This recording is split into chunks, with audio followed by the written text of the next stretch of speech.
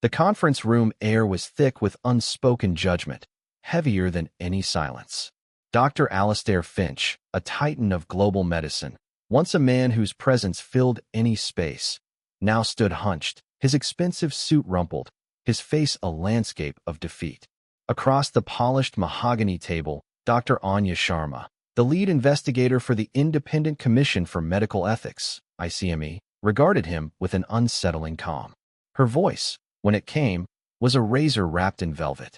"Dr. Finch," she began, the name itself a quiet accusation, "let's be clear. You maintain that for 3 months, 20 of the world's finest medical minds were utterly baffled by Mr. Sterling's condition. Yet, the protocols before us indicate that the key to unraveling this mystery, a simple, observational detail, was brought to your personal attention within the very first week. And you dismissed it. Tell us, Dr. Finch, what precisely was your reasoning for doing so?" Finch's throat worked, but no sound emerged. The polished table reflected his hollow eyes, the shattered remnants of his once unshakable confidence. The room, which once symbolized his power, now felt like a glass cage, showcasing his downfall. His carefully constructed world, his very identity, was crumbling around him, brick by painstaking brick. 3 months earlier, the penthouse of Marcus Sterling's corporate tower was a shimmering testament to wealth and power, a sanctuary suspended high above the ceaseless hum of the city. Once a vibrant hub of high-stakes deals and exclusive galas, it had been meticulously transformed into a state-of-the-art intensive care unit. Gleaming medical equipment, monitors that whispered vital signs, pumps that precisely delivered life-sustaining fluids, respirators that offered a rhythmic, metallic breath, formed an imposing circle around the massive, custom-built bed. Sunlight, filtered through automated blinds, painted stripes across a floor so polished it reflected the hushed, almost reverent movements of the medical team. This was the domain of Dr. Alastair Finch.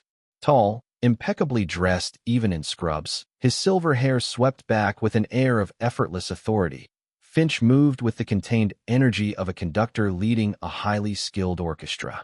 20 top-tier specialists from around the globe had converged here, a dream team assembled by Sterling's desperate board. They worked in shifts, their faces a blend of intense concentration and intellectual challenge, their every action precise, almost balletic. They spoke in hushed tones, using complex medical terminology. Their collective brilliance focused on the man who lay motionless in the bed, Marcus Sterling, a tech mogul whose empire touched every corner of the digital world, now trapped in a body that defied their every diagnosis. Elena Washington, a woman of 60 with eyes that missed nothing and a presence that subtly commanded, navigated this high-stakes environment with the quiet dignity of a seasoned general. For 35 years, she had been Sterling's housekeeper, then his estate manager, then his confidant. She had watched his children grow, witnessed his triumphs and his few, private moments of vulnerability. Now, she moved among the doctors like a ghost, her movements fluid and efficient, replenishing sterile towels, ensuring the temperature was precisely where Dr. Finch liked it, always just outside the main circle of activity, yet privy to every whispered consultation. To the medical team, Elena was an extension of the luxurious setting, a part of the scenery, efficient and unobtrusive. To Dr. Finch, she was even less, a domestic servant whose primary function was to ensure the smooth operation of the domestic sphere, not the medical one. He nodded dismissively if she happened to cross his path, his gaze already sliding past her to one of his esteemed colleagues. This casual dismissal, however, was his greatest blind spot. Elena observed. She observed the subtle tics in Dr. Finch's left eye when he was frustrated. She noted the increasing frequency of his pronouncements about atypical neurological presentation. She saw the despair in the eyes of Sterling's children, forced to watch their omnipotent father fade. But mostly, she observed Marcus. His breathing, always a faint rasp, seemed to deepen after certain events. His skin, a healthy bronze for so long, now had a faint, almost imperceptible pallor that shifted throughout the day. And then there was the orchid. A week ago, one of Sterling's assistants, desperate to lift his employer's spirits, had brought in a new plant, a rare Amazonian orchid with dark, almost black petals and a surprisingly delicate, sweet scent. Sterling, still capable of rudimentary gestures then, had weakly pointed to the bedside table. Elena, ever diligent, had placed it there. Every 3 days, the plant required a specific watering ritual, a gentle misting. Every time Elena performed this task, a faint, almost invisible cloud of fine, gold-green dust seemed to rise from its exotic blooms. And every time, within hours, Marcus Sterling's breathing would grow heavier, his oxygen saturation monitor showing a fractional, yet consistent, dip. She noted it on her discreet handheld tablet, a habit she'd maintained for decades, tracking everything from pantry inventory to the precise temperature of the wine cellar. 1400 hours, orchid watered. 1630, Mr. Sterling's breath visibly more labored. Then, a slow, arduous recovery until the next watering. The doctors, consumed by MRIs, blood tests, and advanced diagnostics, missed the simple, cyclical pattern that played out under their very noses. To them, the orchid was merely a decorative element in the billionaire's final, gilded cage. To Elena, it was a data point, an anomaly in the carefully controlled environment, and it was whispering a truth no one else was listening to. The air in the penthouse crackled with a new, frantic energy. Marcus Sterling's condition had sharply deteriorated overnight. Alarms from his monitors pulsed with an urgent, red glow, slicing through the sterile quiet. Dr. Finch, usually so composed, was barking orders, his silver hair now slightly disheveled. The balletic movements of his team had dissolved into a panicked scramble. Pupillary response decreased. BP dropping. What are we missing? Another systemic shock? A rare opportunistic infection? Finch's voice was laced with a frustration that bordered on desperation.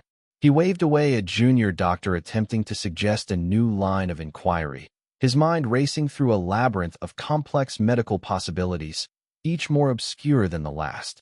He barked into a comms device, demanding more specialist consultations, more exotic tests. The penthouse, once a symbol of serene opulence, now felt like a battlefield. Nurses moved with hurried efficiency, adjusting for drips, administering emergency medications. The 20 top minds of medicine, each brilliant in their own right, were now lost in a forest of their own expertise, unable to see the trees for the overwhelming data. They theorized about rare autoimmune disorders, advanced neurodegeneration, even unknown viral pathogens. The atmosphere was thick with the scent of antiseptics, frantic exertion, and a growing, palpable fear. Elena moved through the periphery, her hands busy arranging fresh linen, her eyes keenly observing the chaos. She had noted the exact time of the last orchid watering, barely 6 hours prior. The correlation was stark, undeniable in her mind. The faint, sweet aroma of the flower, almost undetectable to most, seemed amplified to her, now mixed with the metallic tang of stress and the sickly sweet scent of medication. She watched Dr. Finch, his face a mask of intense concentration as he conferred with a neurologist via video link. He looked utterly exhausted, yet his pride, his inherent belief in his own infallible judgment, remained unshaken. He was close, Elena knew, to exhausting every conventional and unconventional medical avenue. In a brief lull between the frantic flurries of activity, as Dr. Finch paused, running a weary hand through his hair, Elena made her move. She approached him quietly, her footsteps barely audible on the polished floor. "Doctor," she began, her voice soft but clear, cutting through the low hum of monitors. "Forgive me for interrupting. I've noticed a detail connected to the new flower, the orchid. Its pollen seems to release a fine dust, and Mr. Sterling's breathing consistently worsens after I water it. Perhaps it's an allergen, or—" Finch, without turning his head, without breaking his intense stare at the monitor displaying Sterling's plummeting vitals, waved a dismissive hand. His words, delivered with a detached, glacial calm, cut through the air like a surgical blade. "My dear woman," he said, his voice laced with patronizing politeness, "if you wish to assist, please fetch some fresh coffee for the night shift. Otherwise, kindly refrain from muddying the waters with your observations. We are dealing with matters of profound medical complexity here, far beyond the scope of domestic trivialities. Do not get under the feet of professionals." The silence that followed was instant and absolute. The handful of nurses and junior doctors in the immediate vicinity froze, their eyes flicking from Finch's rigid back to Elena's composed face. The humiliation was public, deliberate, and delivered with the cool precision of someone asserting absolute dominance. Elena's face remained impassive, betraying no emotion. Her gaze, however, hardened imperceptibly. The slight clench in her jaw was the only outward sign of the shift within her. She simply nodded, a slow, deliberate movement. "Of course, doctor," she replied, her voice still quiet, betraying nothing. Then, she turned and walked away, not towards the kitchen, but towards her own small, meticulously kept living quarters within the sprawling penthouse. The incident was not a source of anger or tears. It was a catalyst. The game had just changed. The penthouse, by midnight, had settled into a strained, uneasy quiet. Marcus Sterling's condition had stabilized, but only barely, a precarious truce achieved through heavy sedation and a battery of new, experimental drugs. The Dream Team had retreated to their temporary quarters, exhausted but no less baffled, leaving behind a skeleton crew of nurses to monitor the billionaire's fragile sleep. Dr. Finch, after a final, frustrated consultation, had also retired, his parting words a weary instruction for continuous vigilance. Elena Washington was not sleeping. In her small, immaculate living area, tucked away discreetly at the far end of the service corridor, a single, soft lamp cast a pool of light over an old, but meticulously maintained, laptop. The room was Spartan compared to the opulence outside, yet it possessed a warmth and order that was distinctly hers. On a small, functional table, her discreet handheld tablet lay open, displaying pages of meticulously logged data. Dates, times, tasks performed, and for the last week, the increasingly ominous correlation between the orchid's watering and Mr. Sterling's episodes. There were no tears, no angry outbursts. Elena's face, illuminated by the laptop screen, was a study in grim resolve. Dr. Finch's words, "Do not get under the feet of professionals," echoed in her mind, not as an insult, but as a stark confirmation of her place in their hierarchy. She was invisible, inconsequential, and that, she knew, was precisely why she was the only one who could see. She had been a part of Marcus Sterling's life for so long that she understood the intricate, often Byzantine, structure of his empire better than many of his board members. She remembered the early days of the Sterling Foundation, established decades ago, dedicated to groundbreaking research and, significantly, to upholding medical ethics. Marcus, ever the visionary, had always harbored a deep distrust of unchecked power, even in the hallowed halls of medicine. Elena navigated to the Sterling Corporation's internal staff portal. It was a vast, sprawling digital archive, but her years of managing Sterling's personal and professional life had given her a map. She clicked through departments: HR, legal, philanthropy. Under Sterling Foundation for Medical Ethics, she found it. Section 4B, Request for Independent Diagnostic Verification. It was a protocol almost no one knew existed, an obscure failsafe designed by Marcus himself in the wake of a highly publicized medical malpractice scandal years prior, where a powerful institution had covered up a fatal error.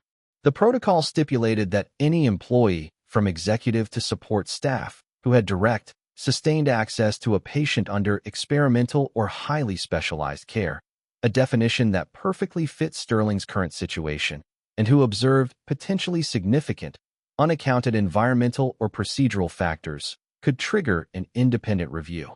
The aim was to ensure that no critical observation, regardless of its source, was ever dismissed due to institutional bias or professional arrogance. Elena's fingers, gnarled from years of diligent work, moved with surprising speed and precision across the keyboard. She filled out the form, not with emotional pleas, but with cold, hard facts.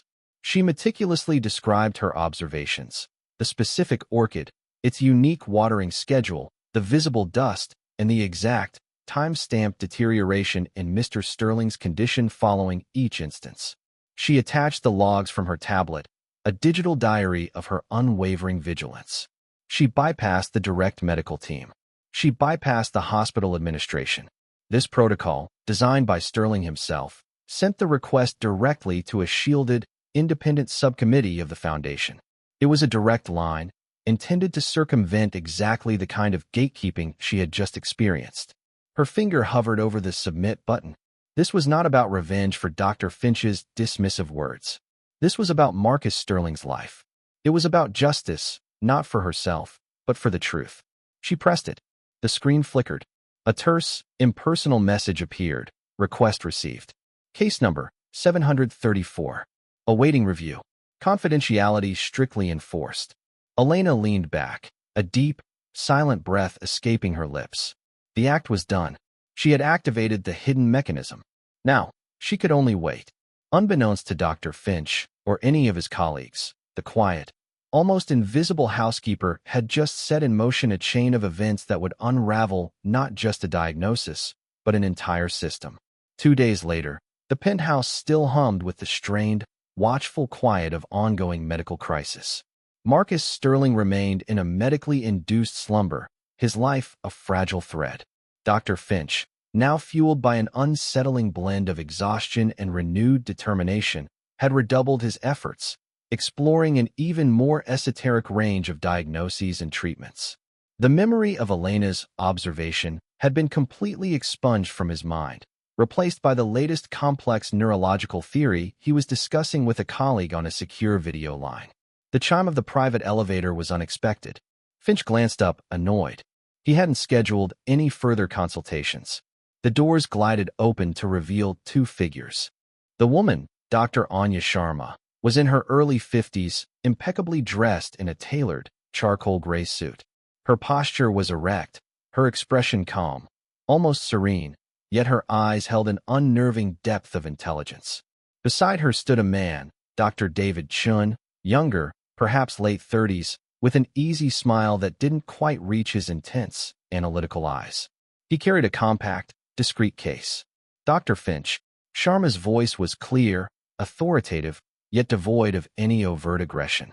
I'm Dr. Anya Sharma, and this is Dr. David Chun. We're from the Independent Commission for Medical Ethics. Finch frowned. I see me. I'm afraid I wasn't informed of any official review. My team and I are currently operating under highly sensitive conditions. We're dealing with a patient whose privacy is paramount. His tone was polite, but firm, clearly implying they were unwelcome. He assumed this was some bureaucratic formality, a routine check that he would easily dismiss. Sharma merely smiled faintly, a gesture that conveyed neither amusement nor apology. She held up a single, crisp document. It bore the unmistakable, intricate watermark of the Sterling Corporation and a federal seal. This, Dr. Finch, is Protocol 4B. It grants the ICME immediate and unrestricted access to the patient, all medical records, and the environment in which care is being administered. It was activated by a staff member under the explicit guidelines established by Mr. Marcus Sterling himself. She paused, allowing the words to sink in, then added, with chilling politeness, "We are not here to observe, Dr. Finch. We are here to investigate." Finch's composure cracked, if only for a fraction of a second. Investigate? On what grounds? My team consists of the finest specialists in the world. We are following every established protocol, and then some. His voice rose, tinged with a defensive edge. He instinctively reached for his phone to call Sterling's chief of staff, to have these interlopers removed. Sharma's gaze sharpened. The grounds, doctor, are a formal request concerning potentially significant, unaccounted environmental or procedural factors impacting Mr. Sterling's condition. And rest assured, Dr. Finch, our authority supersedes any immediate objections from the patient's legal team or corporate hierarchy. We operate independently, precisely to avoid such conflicts of interest. Now, will you grant us your cooperation, or must we proceed with a formal injunction to ensure it? The implicit threat hung heavy in the air. Finch, a master of power dynamics, recognized the immovable force before him. He could fight, but it would be a losing battle, and it would only draw more attention. His face tightened with suppressed fury, but he managed a curt, forced nod. Very well, he said, his voice clipped. But understand, this is an egregious waste of valuable time. Sharma simply inclined her head. Time, Dr. Finch, is often the most revealing currency. She then turned to Chun. Dr. Chun, please begin your environmental assessment. Dr. Finch, Perhaps you can direct us to the staff member who initiated this inquiry." Finch looked genuinely perplexed. "Staff member? What staff member? I haven't authorized any such request." Sharma's eyes briefly flickered towards the service corridor, then back to Finch. "That, doctor, is precisely why the protocol exists. It allows for an unfiltered voice. We will find her." As Chun, with quiet efficiency, began to unpack his discreet case, filled with advanced sensors and sampling tools, Finch watched, a cold knot forming in his stomach. This was not a routine audit. This was something far more serious.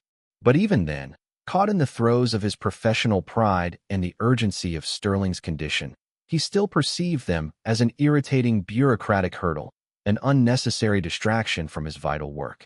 He utterly failed to grasp that the real threat had already infiltrated his carefully constructed world, activated not by a peer, but by the very person he had so casually, so thoroughly dismissed. Sharma accepted the binder with a polite nod. She retired to a quiet corner, flipping through hundreds of pages of reports, charts, and consultation notes. She wasn't looking for glaring errors. She was looking for patterns, for anomalies in the data, for things that didn't quite fit. She noticed slight inconsistencies in the nursing notes, specifically regarding oxygen saturation levels, brief, unexplained dips that had been smoothed over, attributed to monitor glitches or patient movement. She found instances where Finch's primary hypothesis, a rare neurodegenerative disorder, seemed to be forcefully applied, even when some lab results were ambiguous or even contradictory. It was subtle. It wasn't outright falsification, but a careful, almost unconscious, massaging of data, a selective interpretation that pushed every piece of evidence towards Finch's predetermined conclusion. His ego, she realized, was so vast that it filtered reality itself. He wasn't deliberately hiding the truth. He was genuinely incapable of seeing any truth that didn't originate from his own brilliant mind or that of his esteemed peers. As the day wore on, the contrast between the ICME's quiet, methodical data gathering and Finch's increasingly frantic, high-tech approach became stark. Finch's team continued to chase complex, improbable diagnoses. Sharma and Chun, armed with Elena's simple, powerful observation, were methodically closing in on a far simpler, far more mundane, and ultimately, far more damning truth. The first cracks in Dr. Finch's impenetrable facade had begun to appear, unnoticed by him, but carefully logged by the silent, relentless force of the ICME. The preliminary results from Dr. Chen's lab came back within hours, expedited by the ICME's federal authority. He sat with Dr. Sharma in a sterile, temporary office set up in Sterling's sprawling study, the high-tech equipment humming softly around them. "It's a species of dendrophylax," Chen began, his voice low, a note of grim fascination in it. "Specifically, Dendrophylax infernalis. Extremely rare, found only in a remote, highly specific microclimate in the Amazon. It's a parasitic orchid, attaches to host trees, but it's its reproductive mechanism that's truly insidious." He pulled up magnified images on a screen. Microscopic, iridescent dust particles. The pollen, as Ms. Washington observed, is unusually fine. When misted with water, it becomes aerosolized. But it's not just pollen. These are spores, specifically designed to be highly volatile and airborne. And within those spores, he paused, his expression serious, is a neurotoxin. A potent, slow-acting neurotoxin we've provisionally named Infernalin. Sharma's eyes narrowed. "Slow-acting? And it mimics other conditions." "Precisely," Chen confirmed, scrolling through complex molecular diagrams.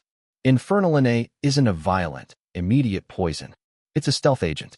It binds to specific cholinergic receptors in the brain and central nervous system, causing a progressive, systemic degradation. Initial symptoms, respiratory distress, muscle weakness, cognitive fog, mimic early-onset neurodegenerative disorders, severe allergic reactions, even some autoimmune diseases. Standard toxicology panels wouldn't pick it up because it's not a common heavy metal, not a conventional organic pesticide. It breaks down rapidly in the bloodstream once ingested or inhaled, leaving behind only trace metabolites that are incredibly hard to detect without a very specific assay. One you'd only run if you knew exactly what you were looking for. and it requires repeated exposure, Sharma surmised. Yes, accumulative. Each dose, however small, adds to the systemic load until the body simply can't compensate anymore. It perfectly matches Ms. Washington's timeline of Mr. Sterling's decline, correlated with the orchid's watering schedule. Chen finished, then added quietly, "It's brilliant, in a terrifying, natural way. The plant of Hades indeed." The implications were staggering. 20 of the world's most brilliant doctors, armed with the most advanced technology, had been searching for a complex, rare, systemic disease, while the culprit had been sitting, beautiful and silent, right next to the patient's bed, slowly poisoning him with every misting. The simplicity of the solution was as shocking as the complexity of the toxin. Sharma immediately contacted Dr. Finch. Her voice was firm, unequivocal. "Dr. Finch, we have identified the cause of Mr. Sterling's illness. It is a neurotoxin released by the Dendrophylax infernalis orchid. The plant must be removed immediately and a specialized ventilation system installed to clear any remaining airborne spores." There was a stunned silence on the other end of the line. Then, Finch's voice, laced with disbelief, bordering on ridicule. "An orchid? Dr. Sharma, with all due respect, are you suggesting my team, comprised of Nobel laureates and leading specialists, missed a poisonous flower? This is preposterous. We have ruled out every environmental allergen." "You ruled out common allergens, Dr. Finch," Sharma corrected, her voice cold. "Not an ultra-rare, slow-acting neurotoxin from an Amazonian parasitic orchid whose pollen is designed to mimic neurological decay. The plant has been confirmed as the source by Dr. Chun, a leading expert in exotoxins. The protocol is clear. The plant is to be removed, and Mr. Sterling's room isolated for decontamination immediately. Failure to comply will result in a formal report of obstruction to the federal authorities." Finch sputtered, enraged. "This is an outrage. An attack on my professional integrity. I'll call the hospital board. I'll call the Sterling Foundation's legal team. This is a fabrication."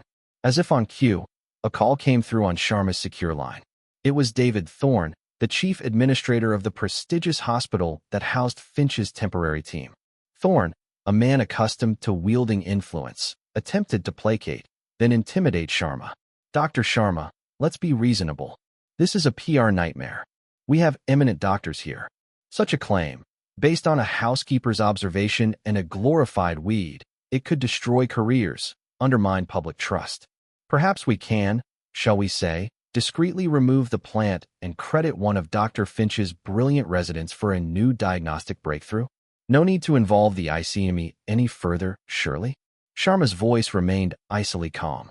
"Mr. Thorne, my mandate is to uncover the truth and ensure patient safety. Your suggestion of a cover-up only compounds the severity of the situation. The plant will be removed. Mr. Sterling will receive the correct treatment, and the ICME will issue a full, unvarnished report. If you continue to obstruct, your institution will face the full weight of federal inquiry.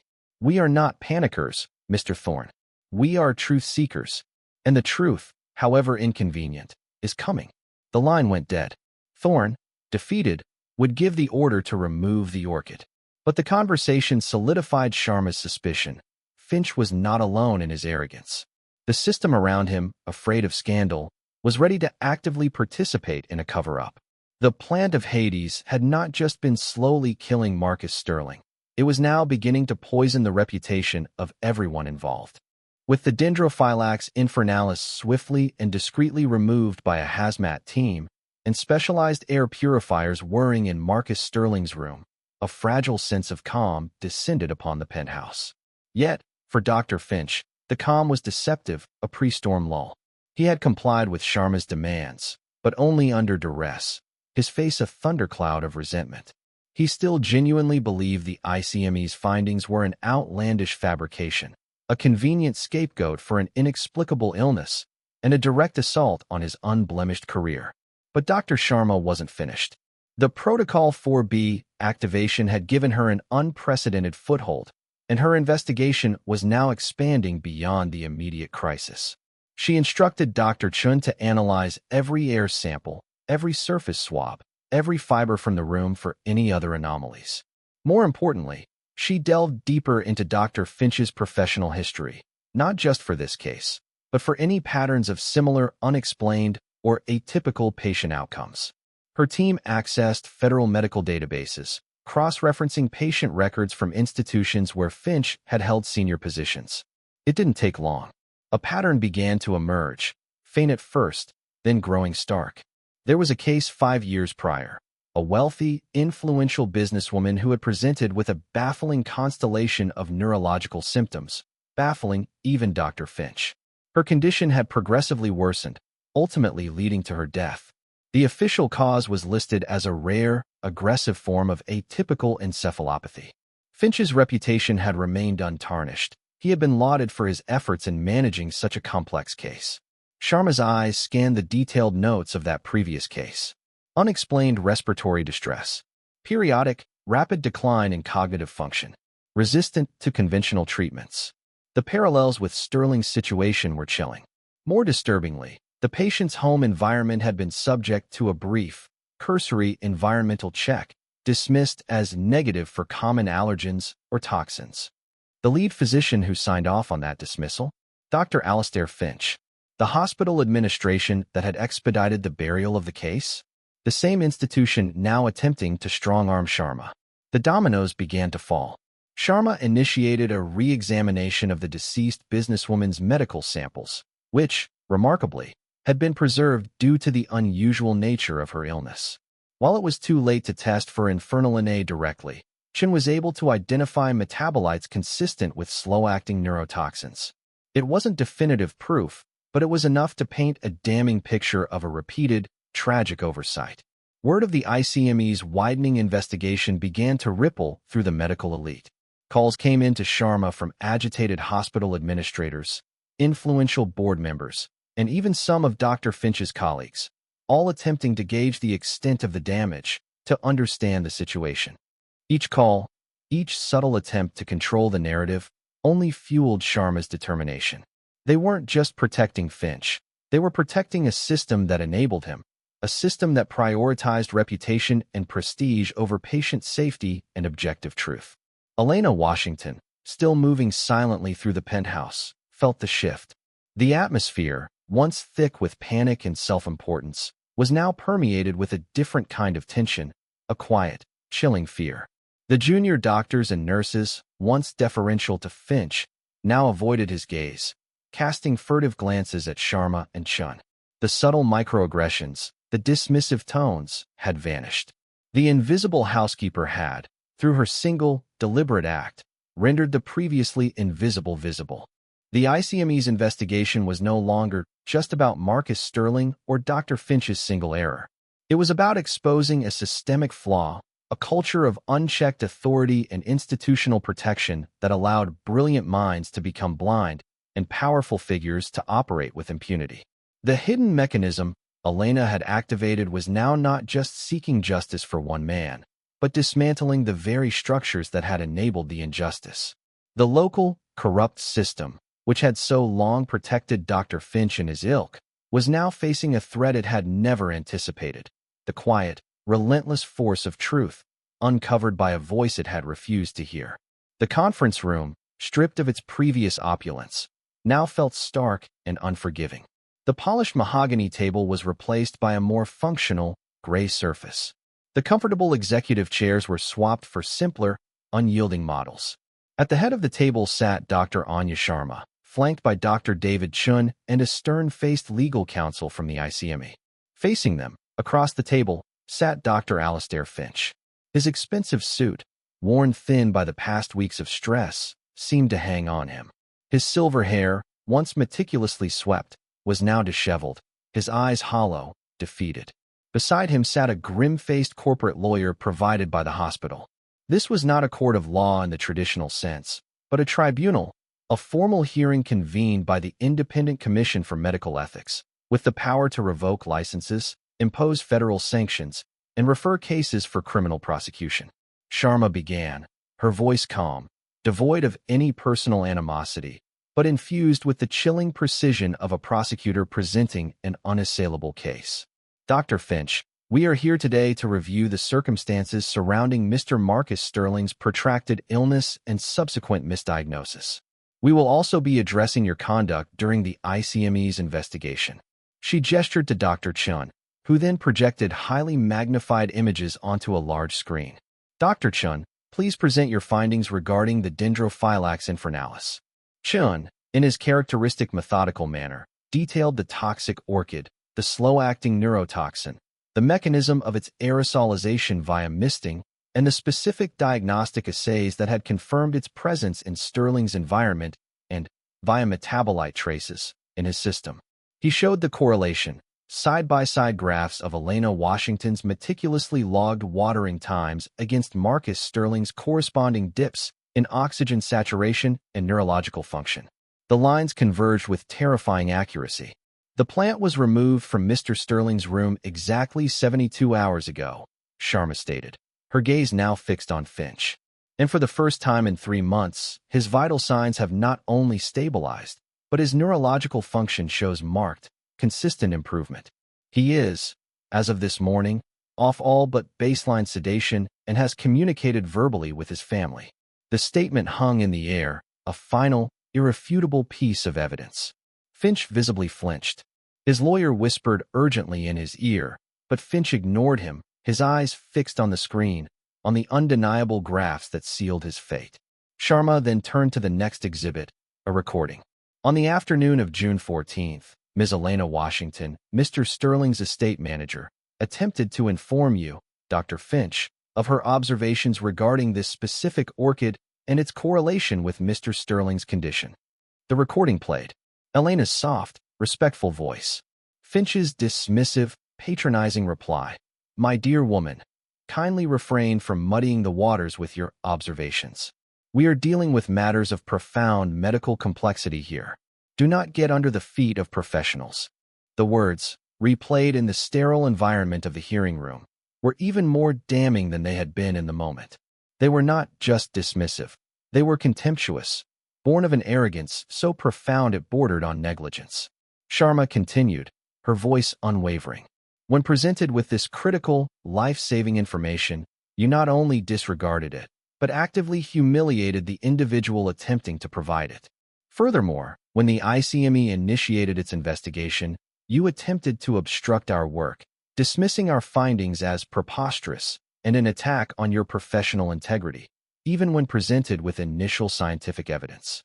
The re-examination of the previous, unexplained death, the businesswoman 5 years ago, was brought forth. While not conclusive on its own, when coupled with Sterling's case, it painted a clear picture of a recurring blind spot, protected by institutional silence. Finch finally spoke, his voice hoarse, a desperate plea in his eyes. I was under immense pressure. I was focused on the most advanced, the most complex diagnoses. It was an oversight, a tragic, isolated oversight. Sharma cut him off, her voice firm. It was not an oversight, Dr. Finch. It was a pattern of unchecked professional arrogance.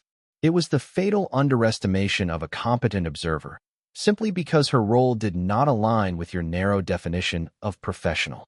Your initial assessment of the ICME as a bureaucratic nuisance allowed you to dismiss critical information, and your subsequent attempts to undermine our investigation reveal a deeper issue, a willingness to protect your own ego and reputation, even at the cost of your patient's life, and at the risk of further harm. She paused, allowing her words to sink in, to resonate with the full weight of their implications. Dr. Finch, the evidence is irrefutable. You failed Mr. Sterling. You failed to listen. And in doing so, you compromised your professional oath and the trust placed in you. This tribunal finds you fully responsible for the medical negligence that endangered Marcus Sterling's life. The room was silent, save for the faint hum of the air conditioning. Dr. Alastair Finch, the man who had once commanded the respect of the world, sat utterly broken, his empire of self-belief crumbling around him. The cold open of the prologue had just found its devastating, full-circle conclusion. The fallout from the ICME tribunal was swift and absolute. Within 24 hours, Dr. Alastair Finch's medical license was revoked, effectively ending his illustrious career. The Independent Commission for Medical Ethics, acting on Sharma's recommendations, filed a formal complaint of gross negligence against Finch and initiated a broader investigation into the systemic failures and potential cover-ups within the hospital administration that had supported him. The prestigious hospital faced massive lawsuits and a public relations crisis of unprecedented proportions. News channels, initially dismissive of a housekeeper's claim, now ran sensational headlines about the billionaire, the orchid, and the blind doctors. The dream team dispersed, their collective reputation tarnished by their association with Finch's hubris. A week later, the penthouse began to resemble its former self. The medical equipment had been largely removed, replaced by artwork and elegant furniture. Marcus Sterling, though still frail, was awake, lucid, and slowly regaining his strength. His eyes, once vacant, now held a sharp, familiar glint of his formidable intellect. He had heard everything. The doctors had gently relayed the ICME's findings, the miraculous diagnosis, and the crucial role of Elena Washington. Marcus, a man who built an empire on seeing what others missed, felt a profound shame and an even deeper gratitude. He had placed his life in the hands of the best, only for his salvation to come from the person he had always trusted implicitly, but never truly seen in a professional capacity.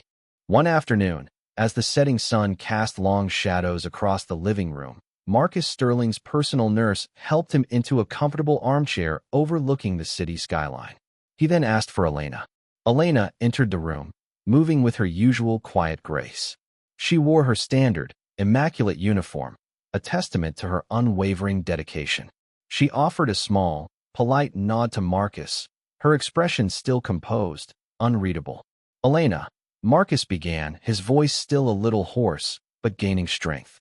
He looked at her, truly looked at her, for the first time in a way that acknowledged her as more than an extension of his household. I have much to thank you for. You saved my life.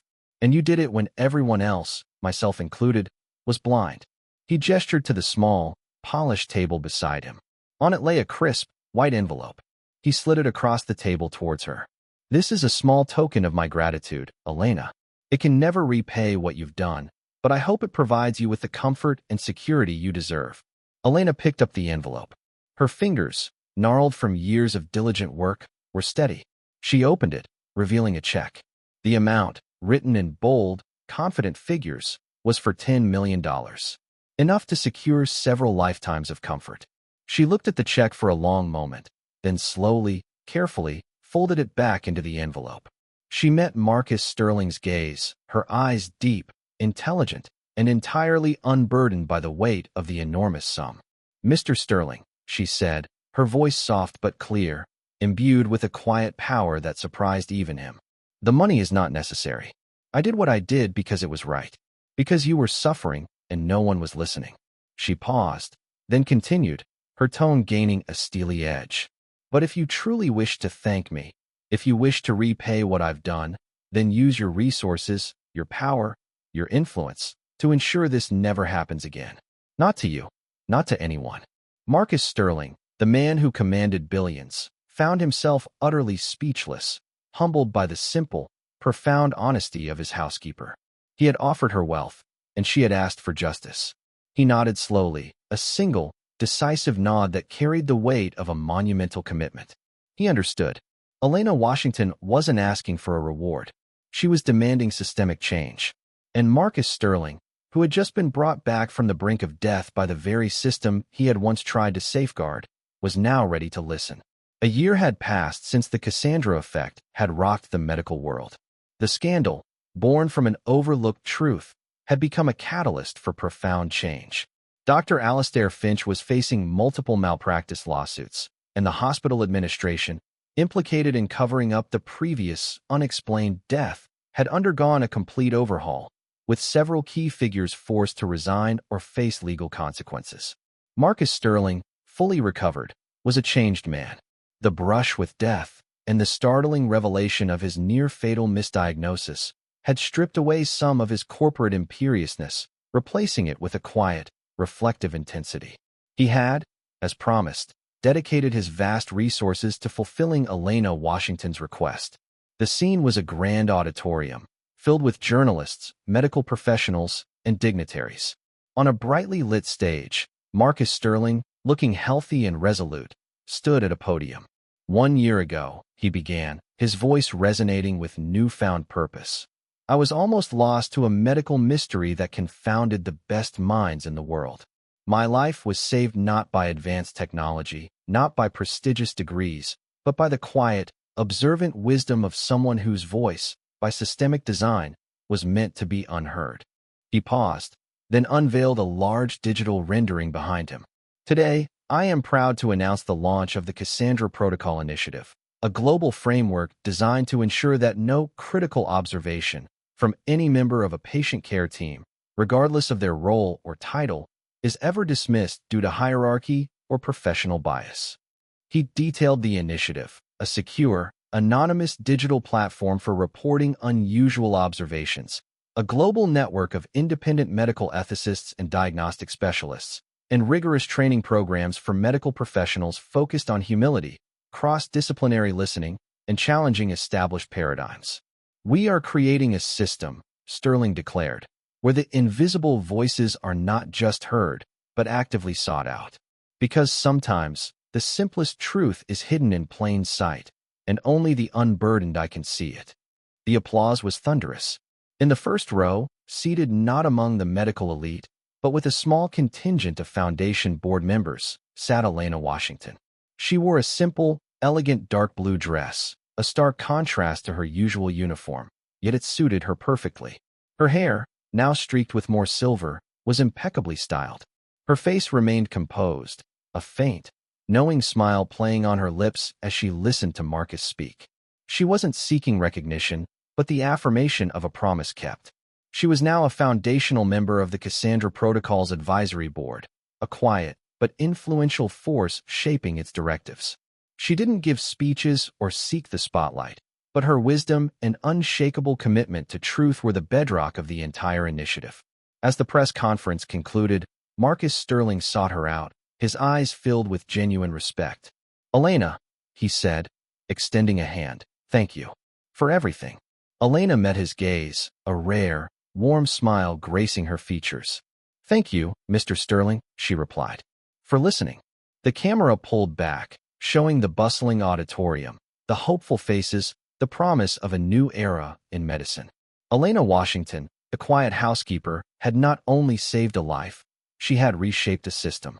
Her invisible war had concluded with a resounding victory, demonstrating that true power wasn't about title or authority, but about the unwavering courage to speak truth, even when no one else was willing to listen. The profound catharsis was complete, a testament to the power of a single, unheeded voice finally finding its echo in a world that desperately needed to hear it.